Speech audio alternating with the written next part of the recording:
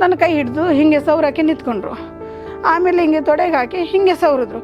ಈ ಥರ ಇನ್ನೊಬ್ರು ಮೈಕೈ ಮುಟ್ಟಿಸ್ಕೊಂಡು ಅವ್ರು ಎಲ್ಲಿ ಬೇಕಲ್ಲಿ ಕೈ ಹಾಕಕ್ಕೆ ಬಂದಮೇಲೆ ಇಂಥ ಲೋನ್ಗಳು ನಮ್ಮಂಥ ಬಡ ಜನಕ್ಕೆ ಬೇಕಾ? ಇವ್ರು ಯಾಕೆ ನನ್ನ ಮೈ ಕೈಯೆಲ್ಲ ಮುಟ್ಟಿ ಇದು ಮಾಡಬೇಕು? ಈ ಥರ ಎಲ್ಲ ಯಾಕೆ ಮಾಡ್ತಾರೆ? ನಾವು ಒಂದು ಬಡ ಜನರು ಬದುಕೋದೇ ಬೇಡ, ಹಂಗಾರೆ ಹೆಣ್ಮಕ್ಳು ಮುಂದರದು ಬದುಕೋದೇ ಬೇಡ, ಸ್ವಂತವಾಗಿ ನಿಲ್ಬೇಕು. ಆದಿಡ್ಪಿ ಬ್ಯಾಂಕ್ ಮ್ಯಾನೇಜರು ನ್ಯಾಯಬದ್ಧವಾಗಿ ಅವನಿಗೇನು ಶಿಕ್ಷೆ ಕೊಡಬೇಕು ಅದನ್ನು ಕೊಡಿಸ್ಬೇಕು. ಅವನು ಮ್ಯಾನೇಜರ್ ಆಗಿ ಇರಬಾರ್ದು, ಯಾವ ಜಿಲ್ಲೆಯಾಗಲಿ ಅವನ ರಾಜ್ಯದಾಗಲಿ ಅವ್ನು ಇರಬಾರ್ದು. ಜಿಲ್ಲೆ ನನಗಾಗಿದ್ದ ಅನ್ಯಾಯ ಯಾವ ಹೆಣ್ಣು ಮಕ್ಕಳಿಗೂ ಆಗಬಾರ್ದು. ನಮಸ್ಕಾರ ಸರ್, ನನ್ನ ಹೆಸರು ಜ್ಯೋತಿ ಅಂತ ಉಡುಪಿಯಿಂದ ಬಂದಿದ್ದೇನೆ. ನನಗೆ ಒಂದು ನ್ಯಾಯ ತೀರಿಸ್ಕೊಡ್ಬೇಕು ಅಂತ ನಿಮ್ಮ ಹತ್ರ ಬಂದಿದ್ದೇನೆ. ಏನಂದರೆ ನನಗೆ ಹೀಗೆ 4 ಮನೆ ಕೆಲಸ ಮಾಡ್ತಿದ್ವಿ. ಒಬ್ಬರೇ ಹೇಳಿದ್ರು, ನೀನು ಅಡುಗೆ ಚೆನ್ನಾಗಿ ಮಾಡ್ತೀವಿ, ಒಂದು ಕ್ಯಾಂಟೀನ್ ತೆಗೆದುಬಿಡು ಅಂತ ಹೇಳಿದರು. ಆಯಿತು ಅಂತೇಳಿ ನಾವು ಇದು ಮಾಡಿದ್ವಿ. ಕೇಂದ್ರ ಸರ್ಕಾರ ರಾಜ್ಯ ಸರ್ಕಾರ ಹೆಣ್ಮಕ್ಳಿಗೋಸ್ಕರ ಬಿಟ್ಟಿದೆ, ಅದರಲ್ಲಿ ಸಬ್ಸಿಡಿ ಲೋನ್ಗಳಿದ್ದಾವೆ ಮಾಡು ಅಂತ ಹೇಳಿದ್ರು. ನಾನು ಒಂದು 2020 ಅದಕ್ಕೆ PGP ಇದಕ್ಕೆ ಲೋನಿಗೆ ಎಲ್ಲ ಅಪ್ಲಿಕೇಶನ್ ಹಾಕಿದೆ. ಉಡುಪಿ ಕೇರಾ ಬ್ಯಾಂಕಿಗೆ ಹೋಗಿದ್ದೆ ನಾನು. ಅಲ್ಲಿಂದ ಹೋಗುವಾಗ ಫಸ್ಟ್ ಇದು ಮ್ಯಾನೇಜರು, ಹೌದು ನಿಮ್ಮದು ಅಲ್ಲಿಂದ ಅಪ್ಲಿಕೇಶನ್ ಬಂದಿದೆ, ನಾನು ಫೋನ್ ಮಾಡ್ತೀನಮ್ಮ, ನಿಮ್ಮದು DC ಆಫೀಸಿಂದ ಬಂದಿದೆ ಅಂತ ಹೇಳಿದ್ರು. ನಾನು ಗೌರ್ಮೆಂಟ್ ಸಬ್ಸಿಡಿ ಲೋನಿಗೆ ಹಾಕಿದ್ದು. ಬಂದಿದೆ ಅಮ್ಮ ನಿಂದು, ನಾನೇ ಫೋನ್ ಮಾಡ್ತೀನಿ, ನೀವು ಬರೋದು ಬೇಡ ಅಂತೇಳಿ ಮುಂಚೆ ಮ್ಯಾನೇಜರ್ ಹೇಳಿದ್ರು. ಸರಿ ಅಂತ ಹೇಳಿದೆ, ಸುಮ್ಮನಾದೆ ನಾನು. ಆಮೇಲೆ ಪುನಃ ಹೋಗೋದಾಗೆ ಇಲ್ಲ ಮ್ಯಾನೇಜರ್ ಬೇರೆ ಕಡೆ ವರ್ಗಾವಣೆ ಆಗಿದೆ ಅಂತ ಹೇಳಿದ್ರು. ಆಮೇಲೆ ಪುನಃ ಮತ್ತು ವರ್ಗಾವಣೆ ಆದಮೇಲೆ ಹೊಸ ಮ್ಯಾನೇಜರ್ ಬರಬೇಕು ಅಂತ ಹೇಳಿದ್ರಲ್ಲ, ಅವ್ರು ಬರೋವರೆಗೂ ವೆಯ್ಟ್ ಮಾಡ್ತಾಯಿದ್ವಿ. ಅವ್ರು ಬಂದು ಈಗ ಒಂದು 8 ತಿಂಗಳಾಯಿತು. ಹೋದ್ವಿ. ಅದು ಹೋದಾಗೆ ಸರ್ ಹಿಂಗೆಲ್ಲ ರೆಕಾರ್ಡ್ಸ್ ಎಲ್ಲ ಕೊಟ್ಟಿವಿ, ಎಲ್ಲ ಪೇಪರ್ಸ್ ಎಲ್ಲ ಕೊಟ್ಟಿವಿ, ಅಂಗಡಿ ಮಾಡ್ಕೊಂಡು ಅಲ್ಲಿ ನಿಮ್ಮ ಲೋನಿಗೋಸ್ಕರ ಇದು ಮಾಡ್ತಿದ್ವಿ, ಅಲ್ಲಿಂದ ಆಗಿದೆ ಅಂತ ಹೇಳಿದ್ವಿ. ಆಮೇಲೆ ಏನು ಮಾಡಿದ್ರು, ನಾನು ಮಾಡಿಕೊಡ್ತೀನಿ ಅಂತ ಹೇಳಿ ಅವ್ರು ಹೇಳಿದ್ರು. ಆಯಿತು ಅಂತ ಹೇಳಿ ಏನೇನು ಪೇಪರ್ಸ್ ಬೇಕು ಅಂತ ಹೇಳಿದ್ರು, ಎಲ್ಲ ಪ್ರತಿಯೊಂದು ಪೇಪರ್ಸು ಸರಿ ಮಾಡಿಸಿ ಹೋದ್ವಿ. 8 ತಿಂಗಳಿಂದ ಅದು ಸರಿ ಇಲ್ಲ, ಇದು ಸರಿ ಇಲ್ಲ, ಅದಿಲ್ಲ, ಆಮೇಲೆ ಅಂತ ಹೇಳಿದ್ರು. ಸರಿ ಅಂತ ಹೇಳಿ ಫುಡ್ ಲೈಸೆನ್ಸನ್ನೇ 3-4 ಸತಿ ಸೇರ್ ಮಾಡ್ತೀವಿ. ಒಂದು ಸತಿ ಜ್ಯೋತಿ ಕ್ಯಾಂಟ್ರಿನ್ ಅಂತ ಬೇಕು ಅಂತ ಹೇಳಿದ್ರು. ಆಮೇಲೆ ಅದನ್ನು ಮಾಡಿಸ್ಕೊಂಬಂದೆ. ಆಮೇಲೆ ಜ್ಯೋತಿ ಕ್ಯಾಂಟ್ರಿನ್ ಬೇಡ, ಜ್ಯೋತಿ ಆರ್ ಬೇಕು ಅಂತ ಹೇಳಿದ್ರು. ಅದನ್ನು ಪುನಃ ಅದನ್ನು ತೆಗೆದು ಜ್ಯೋತಿ ಆರ್ ತೆಗೆದು ಮತ್ತೆ ಜ್ಯೋತಿ ಕ್ಯಾಂಟ್ರಿನ್ ಸರ್ವಿಸ್ ಅಂತ ಮಾಡ್ಕೊಂಡು ಎಲ್ಲ ಪ್ರತಿಯೊಂದು ಸರಿ ಆದಮೇಲೆ ಏನು ಹೇಳ್ತಾರೆ ಅಂದರೆ, ನೀವು ಅಲ್ಲಿ ಕೊಟೇಶನ್ ಸರಿ ಇಲ್ಲ, ಅದು ಅಂಗಡಿ ಇಲ್ಲ, ಹಾಗಿಲ್ಲ ಹೀಗಿಲ್ಲ ಅಂತ ಹೇಳಿದ್ರು. ಸರ್, ಅಂಗಡಿ GST ಕೊಟೇಶನ್ ಹೇಗೆ ಕೊಡ್ತಾರೆ? ಅಂಗಡಿ ಇಲ್ಲದ್ಮೇಲೆ ಬೀದಿ ಫುಟ್ಪಾತ್ನಾರಲ್ಲ, ಅವರು 50 ವರ್ಷದಿಂದ ಅಲ್ಲೇ ವಾಸ್ತವಾಗಿರೋರು. ಅವ್ರ ಅಂಗಡಿ 25 ವರ್ಷದ ಅಂಗಡಿ ಇದೆ. ಸಾವಿರಾರು ನನ್ನ ಫ್ರೆಂಡಿಗೆಲ್ಲ ಕೊಟ್ಟಿದ್ದಾರೆ, ಇದೆ ಅವರ ಪ್ರೂಫ್ ಎಲ್ಲ ಇದ್ದಾವೆಲ್ಲ ಇದೆ. ಇವ್ರು ಹೇಳೋದು ಆಮೇಲೆ ಅಂಗಡಿ ಇಲ್ಲ, ಹಾಗಿಲ್ಲ ಹೀಗಿಲ್ಲ ಅಂತ ಹೇಳಿದ್ರು. ಕೊನೆಗೆ ಆಯಿತು ಸರ್ ಅಂತ ಹೇಳಿದೆ. ಒಂದು ದಿವಸ ನನಗೆ ಫೆಬ್ರವರಿ 7ನೇ ತಾರೀಕಿಗೆ ಅಂಗಡಿಗೆ ಬಂದರು, ಫೋಟೋ ತೆಗಿಬೇಕು, ಅಂಗಡಿಗೆ ಬಂದು ಫೋಟೋ ತೆಗಿತಾರಲ್ಲ ಸರ್, ಅದಕ್ಕೆ ಬಂದರು. ಬಂದಾಗ ನಾನೇನು ಮಾಡಿದೆ, ಬಂದರು, ಒಳಗೆ ಬಂದರು. ಹಾಗೆ ಮೀಟ್ರಲ್ಲಿ ತೋರಿಸಮ್ಮ ಅಂದರು. ಆ ಕಡೆ ಇದೆ ಅಂತ ಹೇಳಿದೆ. ಅದೇನು ಹೇಳಿದ್ರು ಗೊತ್ತಾಗಲಿಲ್ಲ ನನಗೆ ಹಿಂದಿ ಒಳಗೆ. ಕರೆಂಟ್ ಅಂದ ತಕ್ಷಣ ನಾನು ಮೀಟ್ರು ಅಂತ ನನಗೆ ಅನಿಸಿದ್ದು. ಆ ಕಡೆ ಹೋದೆ, ತೋರಿಸಿದ ಮೇಲೆ ಅವರು ಹತ್ತಿರ ಬಂದು ಶೆಲ್ಫಿ ತೆಗಿಯೋಕ್ಕೆ ಬಂದರು. ಫೋಟೋನ ನನ್ನ ಹತ್ತಿರ ಬಂದು ಶೆಲ್ಫಿ, ನನಗೆ ದೂರ ನಿಂತಂಗೆ ಹತ್ತಿರ ಬಾ ಅಂತ ಕರೆದ್ರು.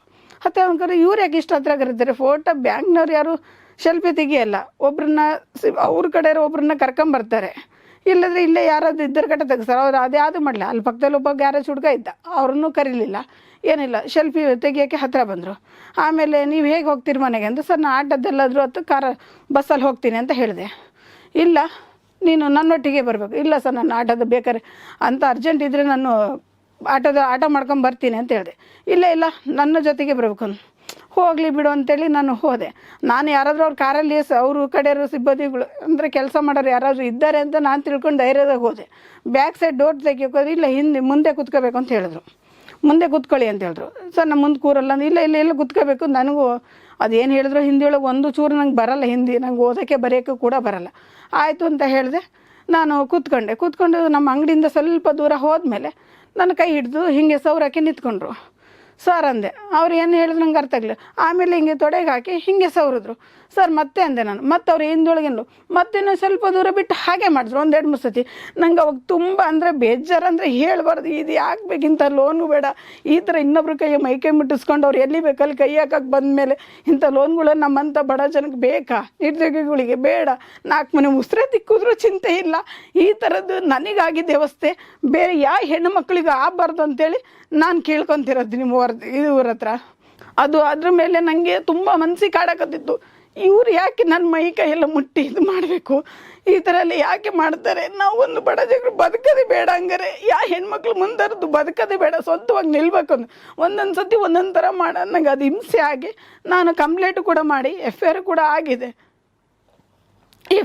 ಆಗಿದೆ, ಆದರೆ ನಾನು ಹೇಳಿದ್ದೀನಿ ಈ ಬಂದಿದ್ದೆ ಅಂದರೆ ಇವರು ಎಷ್ಟೋ ಜನ, ಇವರೊಂದು ಬ್ಯಾಂಕ್ ಮ್ಯಾನೇಜರು, ಆದಿಡ್ಪಿ ಬ್ಯಾಂಕ್ ಮ್ಯಾನೇಜರು, ಇವ್ರು ಎಷ್ಟು ಜನಕ್ಕೆ ಈ ಥರ ಮಾಡಿದ್ದಾರೆ ಗೊತ್ತಿಲ್ಲ. ಯಾಕಂದ್ರೆ ಓದಕ್ಕೆ ಬರಲ್ಲ ಮುಗ್ಧ ಹೆಣ್ಮಕ್ಳುಗಳಿಗೆ ಈ ಥರ ಮಾಡ್ಕೊಂಡೇ ಅವ್ರು ಬಂದಿದ್ದಾರೆ.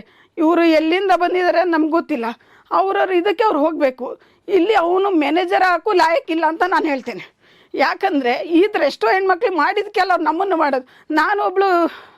ನಾನು ಒಬ್ಳು ಹೆಣ್ಣೆ ಅಲ್ಲ, ಅದು ನಮಗೆ ಗೊತ್ತಾಗುತ್ತೆ. ಕೈ ಮಾಮೂಲಿ ಮುಟ್ಟೋದು ಶೇಖಂಡ್ ಕೊಡೋದಕ್ಕೂ ವ್ಯತ್ಯಾಸ ಎರಡಕ್ಕೂ ಗೊತ್ತಾಗುತ್ತೆ. ಈ ಥರ ಮುಟ್ಟಿ ಮೇಲೆಲ್ಲ ಈ ಥರ ಎಲ್ಲ ಕೈ ಹಾಕಕ್ಕೆ ಬಂದಾಗ ನಮಗೆ ಎಷ್ಟು ಹಿಂಸೆ ಆಗಲ್ಲ. ನನಗೂ ಕೂಡ ಗಂಡ ಇದ್ದಾರೆ, ಮಕ್ಕಳಿದ್ದಾರೆ. ಈ ಥರ ಮಾಡೋದು ಎಷ್ಟು ಸರಿ? ಇವ್ರು ಎಷ್ಟು ಜನ ಹೆಣ್ಮಕ್ಳಿಗೆ ಈ ಥರ ಅನ್ಯಾಯ ಮಾಡಿದ್ದಾರೆ ಗೊತ್ತಿಲ್ಲ. ಈ ಅನ್ಯಾಯ ಇಲ್ಲಿಗೆ ನಿಲ್ಲಬೇಕು. ಯಾವ ಬ್ಯಾಂಕ್ ಮ್ಯಾನೇಜರು ಕೂಡ ಯಾವ ಹೆಣ್ಣು ಮಕ್ಳಿಗೆ ಈ ಥರ ಮಾಡಬಾರ್ದು ಅಂತ ನಾನು ಕಣಿ ನಿಮ್ಮ ಹತ್ರ ಬೇಡ್ಕೊಂತಿರೋದು. ಯಾಕಂದರೆ ಈ ಥರ ಎಷ್ಟೊಂದು ಇವ್ರು ಯಾವುದೋ ರಾಜ್ಯದಿಂದ ಬಂದು ಇಲ್ಲಿ ಬಂದು, ನಾನು ಒಬ್ಳು ಕನ್ನಡದ ಹೆಣ್ಮಗಳು, ಈ ಥರ ಮಾಡ್ತಾರಂದರೆ ಯಾವ ಥರ ಇದು ಲೆಕ್ಕ? ಅವರ ರಾಜ್ಯಕ್ಕೆ ಅವ್ರು ಹೋಗಬೇಕು. ಒಂದು ಅವರ ಕೆಲಸ ಅವನು ಗುಮ್ಮಸ್ತ ಆಗೋಕ್ಕೂ ಲಾಯಕ್ಕಿಲ್ಲ. ನಾನು ಹೇಳೋ ಪ್ರಕಾರ ಗುಮ್ಮಸ್ತ ಆಗೋಕ್ಕೂ ಲಾಯಕ್ಕಿಲ್ಲ. ಈ ಥರ ಹೆಣ್ಮಕ್ಳಿಗೆ ತುಂಬ ಜನಕ್ಕೆ ಮಾಡಿದ್ದಾರೆ. ಕೆಲವರು ಧೈರ್ಯ ಮಾಡಲ್ಲ ಹೇಳೋಕ್ಕೆ, ಭಯ ಪಡ್ತಾರೆ. ಏನು ನಮ್ಮ ಮೇಲೆ ಎಲ್ಲಿ ತಪ್ಪು ತಿಳ್ಕೊತಾರೋ, ಏನು ಮಾಡ್ತಾರೋ, ಕೆಲವರು ಹೆದರ್ತಾರೆ. ನಾನು ಹೆದರಿಕೆ ಇಲ್ಲ. ನೋಡ ಏನಂದರೆ ಆದ್ರಾಗಲಿ, ನಾನು ಹೋಗ್ತಿರೋದು ನ್ಯಾಯಕ್ಕಾಗಿ, ಅನ್ಯಾಯ ಮಾಡೋಕ್ಕಲ್ಲ. ನನಗಾದನ್ನೇ ಬೇರೆ ಯಾವ ಮಹಿಳೆಯರಿಗೂ ಎಷ್ಟು ಜಿಲ್ಲೆಯಲ್ಲಿ ಎಷ್ಟು ಹಳ್ಳಿಯಲ್ಲಿ ನಡೀತಿದೆ. ಕೇರಳ ಬ್ಯಾಂಕ್ ಮ್ಯಾನೇಜರ್ಗಳಿಂದ ಅನ್ಯಾಯ. ಅವರು ಈ ತುಳುನಾಡಲ್ಲಿ ಇರ್ಕೂಡ್ದು ಅಂಥ ಮ್ಯಾನೇಜರ್ಗಳು ಯಾರೂ ಇರಬಾರ್ದು. ಅವ್ರವ್ರ ಊರಿಗೆ ಅವ್ರು ವರ್ಗಾಯಿಸ್ಬೇಕು. ನಾನು ಕೇಳ್ಕೊಳ್ಳೋದು ಅಷ್ಟೇ ಸರ್. ಪೊಲೀಸ್ನವ್ರು ಎಂತ ಹೇಳಿಲ್ಲ. FIR ಆಯಿತು, ನಂದು ಮೆಡಿಕಲ್ ಟೆಸ್ಟ್ ಆಯಿತು, ನನಗೆ ಇದಕ್ಕೆ ಮಾಜೂರಿಗೆ ಜನ ಬೇಕು ಅಂತ ಹೇಳಿದ್ರು. ನಾನು ಒಬ್ರಿಗೆ ಕೇಳಿದೆ, ಒಬ್ರು ಹೆದರ್ತಾರೆ ಕೆಲವರು. ಯಾಕೆ ಎಲ್ಲರೂ ನಮ್ಮಂಗೆ ಧೈರ್ಯವಾಗಿರಲ್ಲ. ಇಲ್ಲವ ನಮ್ಮ ಮನೆಗೆ ಬೈತಾರೆ, ಅದು ಬೈತಾರೆ ಅಂತ ಹೇಳ್ತಾರೆ. ನಾವು ಒಂದೆರಡು ಜನ ಕೇಳಿದೆ, ನಿನ್ನೆವರೆಗೂ ಬರ್ತೀನಿ ಅಂದರು, ಇವತ್ತು ಬೆಳಗ್ಗೆ ಮಾಜೂರಿಗೆ ಜನ ಬರಲಿಲ್ಲ. ಹೆದರ್ತಾರೆ, ಬೇಡಪ್ಪ ಇದು ಹೆಣ್ಮಕ್ಳು ಇದು ಅಂತ ಹೇಳ್ತಾರೆ. ಯಾಕಂದರೆ ಇವತ್ತು ನನಗಾಗಿದ್ದನ್ನೇ ಸಾವಿರಾರು ಜಿಲ್ಲೆಗಳಿಗೆ ನಡೀತಿರುತ್ತೆ, ಎಲ್ಲ ಕಡೆಗೂ ನಡೀತಿರುತ್ತೆ. ಇದು ಈ ಅನ್ಯಾಯ ಯಾವ ಎಲ್ಲೂ ಕೂಡ, ಯಾವ ಜಿಲ್ಲೆಯಲ್ಲೂ ಕೂಡ, ಯಾವ ಹಳ್ಳಿಯಲ್ಲೂ ಕೂಡ ನಡಿಬಾರ್ದು. ಇದು ಕ್ರಮವಾಗಿ ಅಂದರೆ ನ್ಯಾಯಬದ್ಧವಾಗಿ ಅವನಿಗೇನು ಶಿಕ್ಷೆ ಕೊಡಬೇಕು ಅದನ್ನು ಕೊಡಿಸ್ಬೇಕು. ಅವನು ಮ್ಯಾನೇಜರ್ ಆಗಿ ಇರಬಾರ್ದು, ಯಾವ ಜಿಲ್ಲೆಗಾಗಲಿ ಅವನ ರಾಜ್ಯದಾಗಲಿ ಅವ್ನು ಇರಬಾರ್ದು ಅಂತ ನಾನು ಕೇಳ್ಕೊಳೋದು. ಯಾಕೊತ್ತಾ, ಇವತ್ತು ನನಗಾಗಿದೆ, ನಾಳೆ ಇನ್ನೊಬ್ರಿಗಾಗುತ್ತೆ. ನಿಮ್ಮ ಹತ್ರ ಕೈ ಜೋಡಿಸಿ ಕೇಳ್ಕೊತಿರೋದು ಇಷ್ಟೇ. ನನಗಾಗಿದೆ ಅನ್ಯಾಯ ಯಾವ ಹೆಣ್ಣು ಮಕ್ಕಳಿಗೂ ಆಗಬಾರ್ದು. ಮುಂದೆ ಅವ್ರು ಮಾಡಿದ್ದಾರೆ, ಮಾಡಿರೋದಕ್ಕೆ ಅವರು ಮ್ಯಾನೇಜರ್ ಅಲ್ಲ, ಅವ್ರವ್ರ ಪೋಸ್ಟಲ್ಲಿ ಅವರ ಗತ್ತಲ್ಲಿ ಅವ್ರು ಇರ್ತಾರೆ. ಅದಕ್ಕೋಸ್ಕರ ಅವರಿಷ್ಟು ಧೈರ್ಯದ ಮೇಲೆ ಮಾಡೋದು, ಏನೂ ಆಗಲ್ಲ ಮಾಡುವ ಅಂಥೇಳಿ. ಅದಕ್ಕೆ ನಾನು ಕೇಳ್ಕೊತಿರೋದು, ಈ ಥರ ಅನ್ಯಾಯ ಯಾವ ಮಹಿಳೆಯರಿಗೂ ಆಗಬಾರ್ದು.